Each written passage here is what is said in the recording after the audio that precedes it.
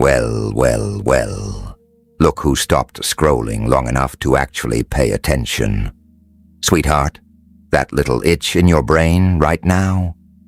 That is not curiosity. That is recognition. And you cannot unring a bell, so settle in, because a very particular collection of people, the kind who do not introduce themselves, the kind who simply arrive, have been keeping meticulous, delicious notes on you. Not a clipboard and a pen kind of notes. More like a dossier stitched together in the dark, passed hand to hand across tables you have never sat at. And they have already reached a verdict about you that you, adorable as you are, have not been briefed on yet. They are handing you a crown, not the toy store plastic variety. Not some participation ribbon stapled to a lanyard, a real, heavy, cold-to-the-touch recognition. The sort that only circulates in rooms with no signs on the doors. Rooms where your name drops into conversation and every voice in the place goes eerily, beautifully still. Because they know precisely what is being discussed. The architects, the ones with peripheral vision sharp enough to catch what everyone else fumbles right past. They have been returning to you in whisper after whisper after whisper, and the word, oh, the word they keep circling like a moth around a flame, is intelligent, profoundly, dangerously intelligent. But not in the way you've been telling yourself. Stay right here with me, because by the time this little monologue wraps, you are going to understand exactly why a crown is headed your way. And it hinges on two things. Just two things you do, without the faintest clue how rare they actually are. Picture a clock. Yeah, not one of those sleek modern ones on somebody's phone. A real clock, mechanical, buried under a heap of junk in some forgotten pawn shop window. Dusty glass, tarnished brass, hands frozen at who knows when. Most people walk right past it. They see scrap metal and dead time. But then somebody who actually understands gears and springs and tension walks in. And within seconds, they stop cold. Because they can hear it. Underneath all that grime, the mechanism is still ticking, precise, intricate, alive. They do not need a certificate of authenticity or a little price tag explaining what they are holding. They just know. That is you, right now. You have been sitting on somebody's dusty shelf, quietly running, and the people who actually know how to listen have already clocked. Pun very much intended. What they are hearing. Your quiet rhythms, the way you keep your own counsel, the way you flat-out refuse to tap dance for a room just to harvest a few scraps of applause. None of that is a glitch. None of it is Suze. That is the mechanism. That is the signature of a mind that most people simply do not have the manual to decode. So picture this for a hot second. Somewhere out there, maybe it is not even a room, maybe it is more like a signal, a cluster of minds tuned into the same crackling frequency. And your name surfaces.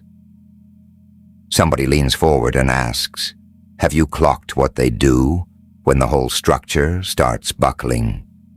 And every single head around that table nods, because yes, they have noticed. Forget everything. Focus on this. You are a target. Now, become the anomaly.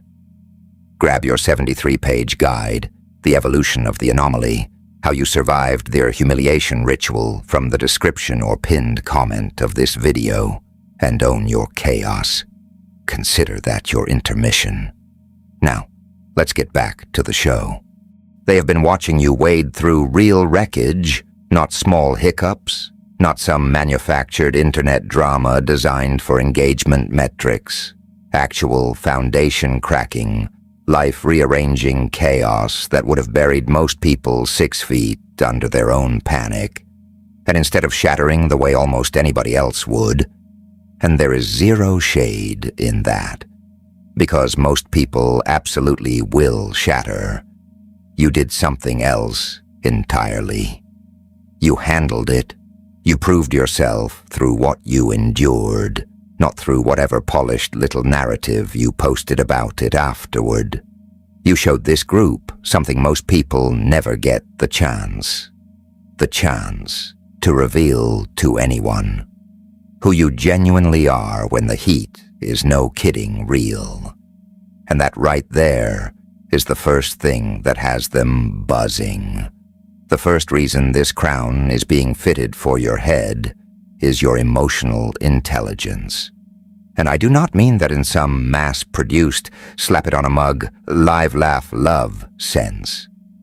I mean you genuinely comprehend the architecture of emotion, yours and everybody else's, in a way that is almost unsettling to people who never bothered developing that bandwidth. You can walk into a space and read the room's temperature before you have taken 3 steps. You can look at a person and sense the fault line forming before they have said a single syllable. You can map your own internal weather patterns with a precision that would make most meteorologists jealous, which is its own breed of mastery, because most people cannot even sit still long enough to register what they are actually feeling.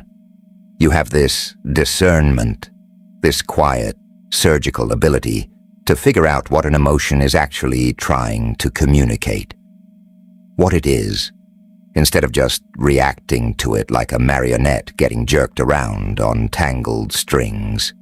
And on top of that, you are deeply empathic. You feel for people. You feel genuinely. Your capacity for care is enormous. And this group?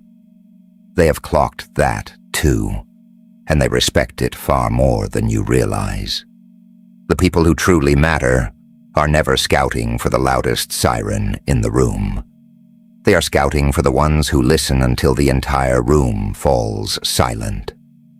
That is you. You have probably felt like a misprint for almost your entire life.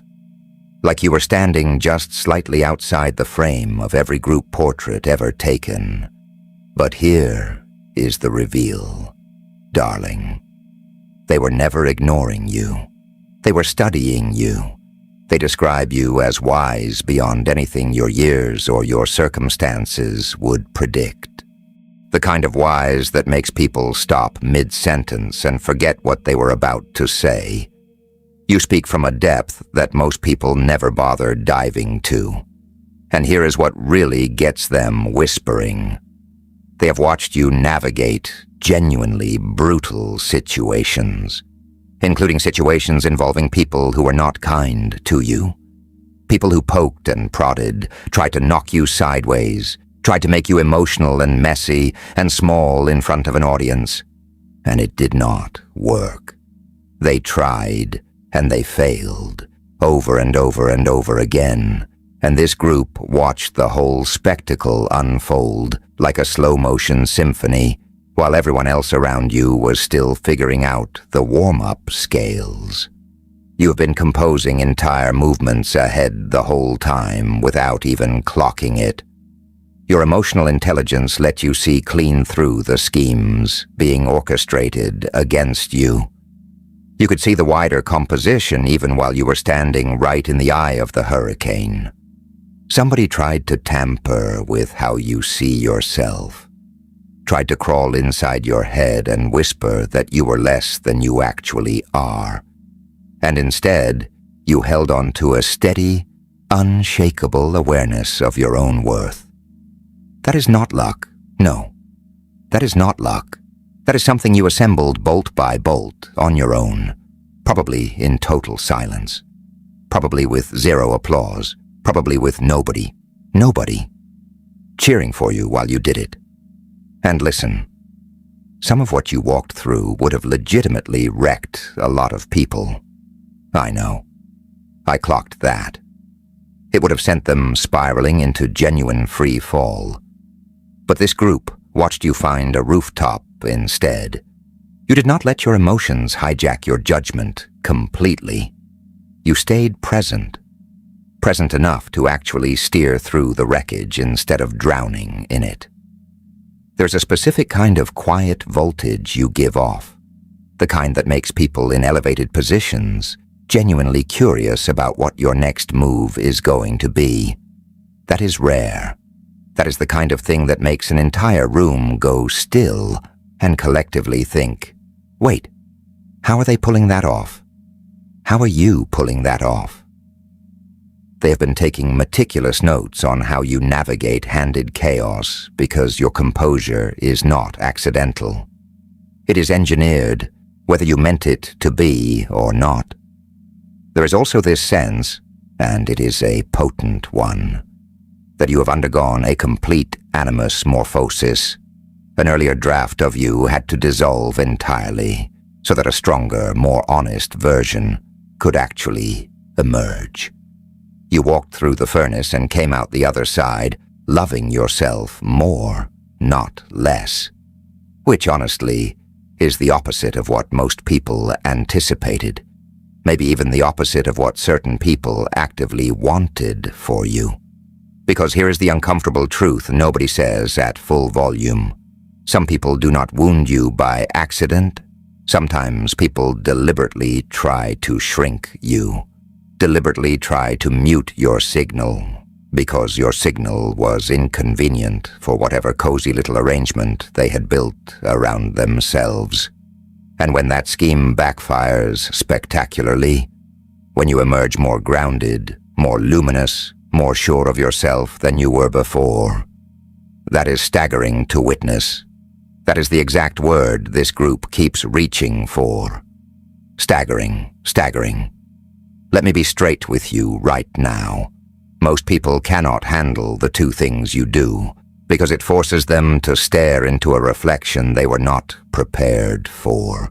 This is not overthinking on their end. What you are running is high-level pattern recognition, whether you have ever slapped that label on it or not. Maybe some of you have dealt with real anxiety, real fear, real lying awake at 3 a.m. with your chest tight and your mind sprinting through every worst case scenario like a highlight reel of doom. And maybe you are still navigating some of that right now, tonight, this week. But even there, this group sees you leaning back into your own instincts, reaching for that rooftop perspective instead of letting the dread swallow you whole.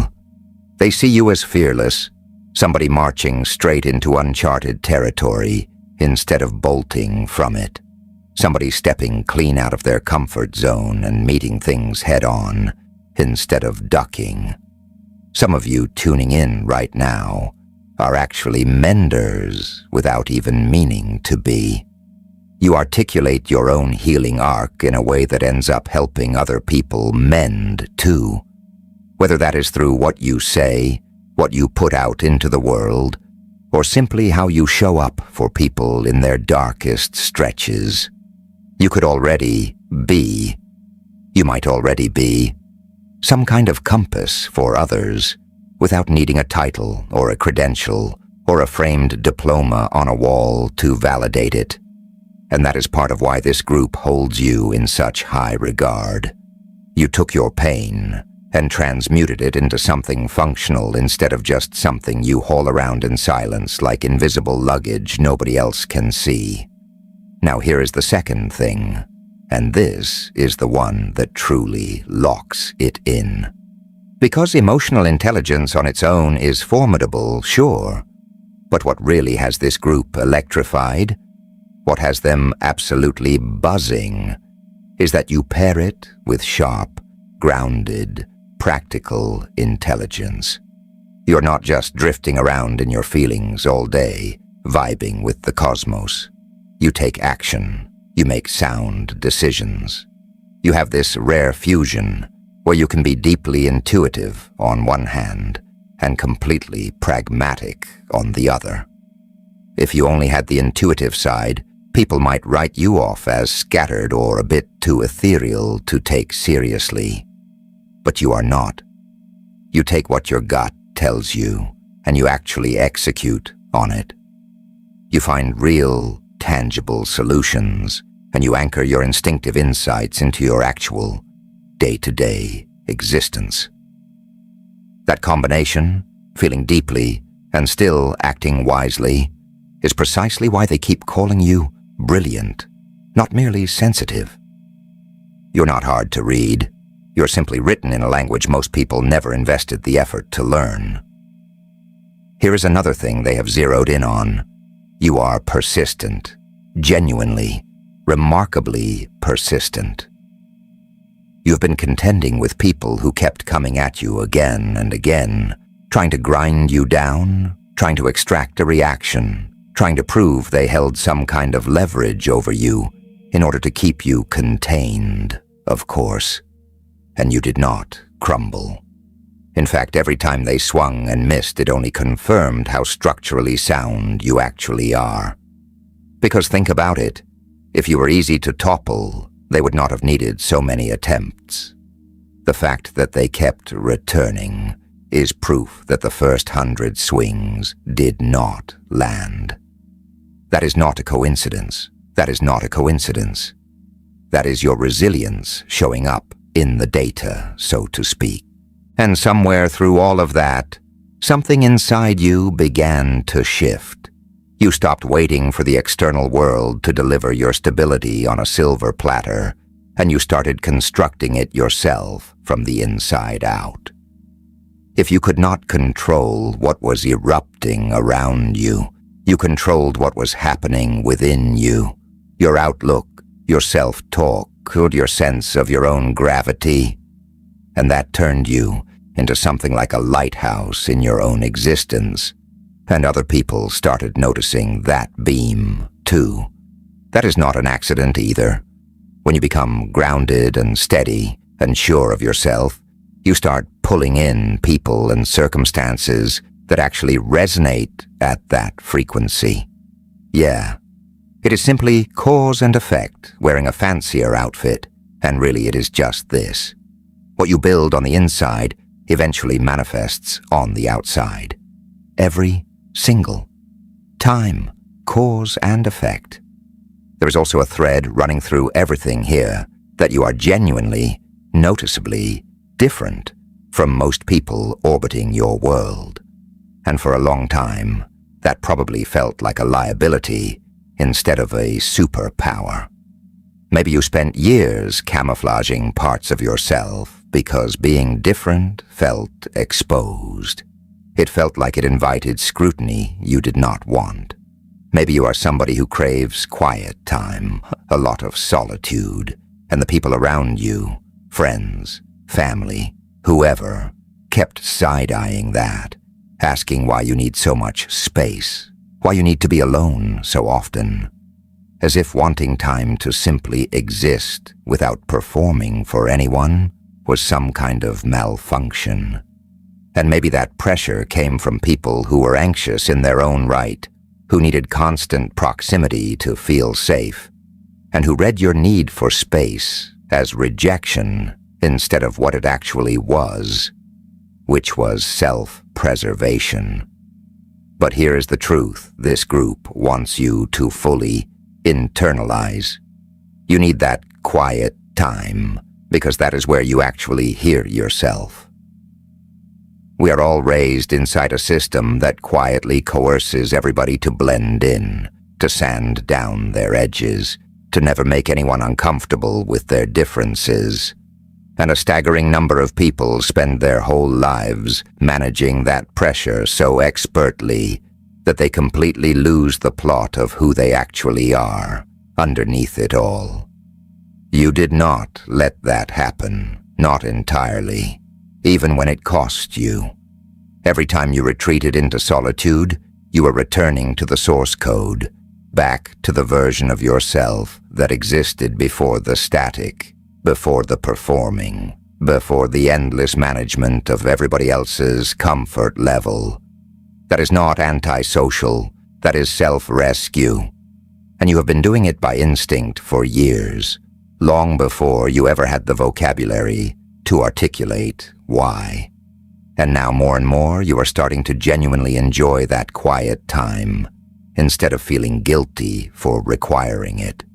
That nagging whisper in the back of your mind that used to hiss, "Something is broken in you for needing this," is growing fainter. You are starting to trust that your need for space is not a defect. It is simply how you are wired, and constructing your life around your actual architecture instead of around everybody else's blueprints is one of the most intelligent things a person can ever do. Something else this group has picked up on: you are becoming genuinely optimistic. And not in some naive, rose-tinted, denial-flavored way, in a hard-won, battle-tested, receipts-in-hand way. You have stared down worst-case scenarios at point-blank range. You know exactly what real terror tastes like. And still, somehow, you have navigated your way to a place where you wake up and choose to see possibility instead of catastrophe. That is not delusion, no. That is a skill. It is you examining the exact same set of circumstances everyone else is examining and deliberately choosing to search for the version where things actually work out. Being a realist does not mean you stop believing good outcomes exist. Sometimes the most realistic thing you can do is believing in what is still achievable for you. You are also, underneath every layer of this, a genuinely good person to have in someone's orbit. Loyal, generous, enormous-hearted. The kind of person who actually materializes when it counts. And unfortunately, yeah, it is unfortunately, because the universe has a wicked sense of humor. That is exactly the quality certain people exploited. They spotted your generosity and saw a door left unlocked instead of a gift freely given. And they helped themselves. But instead of that experience shrinking you, instead of making you so fortified that you bricked everybody out, it clarified something. It showed you exactly who you are at your core. They could not demolish that part of you. If anything, somebody attempting to exploit your warmth only certified how authentic that warmth is. You cannot counterfeit the kind of genuine care that people tried to drain. That only happens to people who actually possess it in the first place. You are exactly as intelligent, as capable, and as ready for that crown as they already know you to be. The only thing standing between you and it is you finally letting yourself believe it too. Now go cause some beautiful trouble.